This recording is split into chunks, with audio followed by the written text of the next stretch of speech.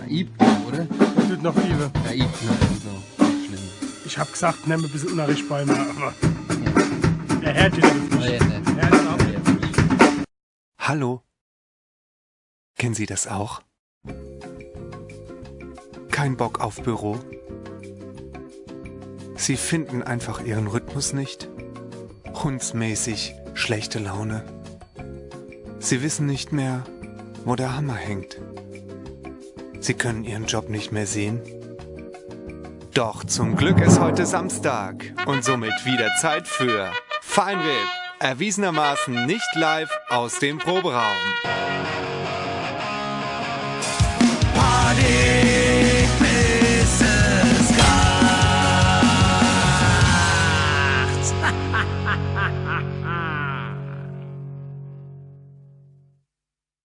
Ne, da liegt da, Robert.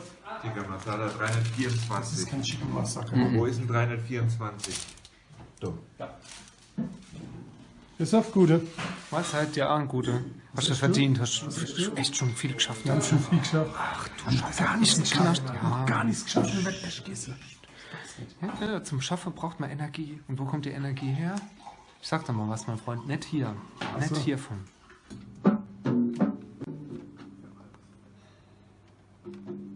Spielen wir heute?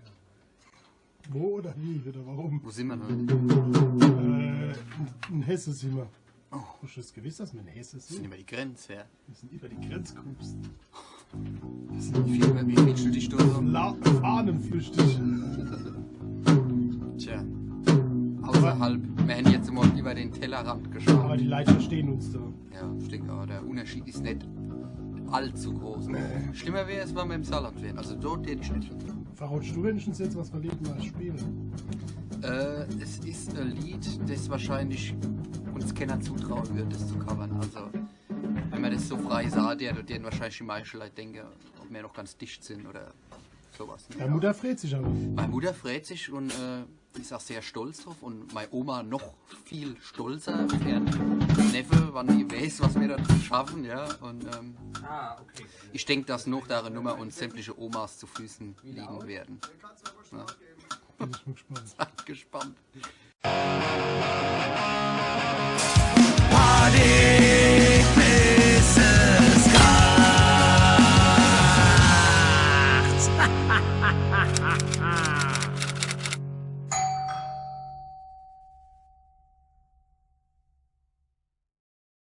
Ja, Monchi, du warst super. Du warst super, aber das Playback war komplett schief, ne? Also du hast super gesungen, aber die Band war halt ganz schief, ne?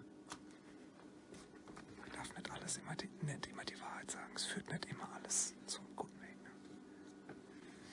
Ne? Nee, ist okay. Super spitze, wir machen es gerade zur Sicherheit nochmal. Aber war eigentlich nicht nötig, war super, geil.